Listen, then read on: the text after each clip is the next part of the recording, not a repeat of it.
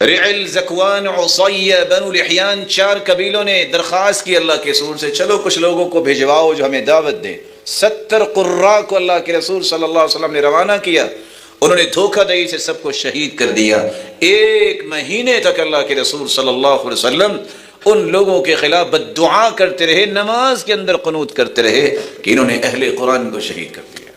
अल्लाह के रसूल की बद्दुआ के मुस्तहिक हैं वो लोग, मन सब्ब अस्हाबी फअलैहि लअनतुल्लाहि वल मलाइकति वन नास अजमईन, जिसने मेरे सहाबा के बारे में जुबान खोली उन पे अल्लाह की भी लानत हो, फरिश्तों की भी लानत हो और पूरी कायनात की लानत हो।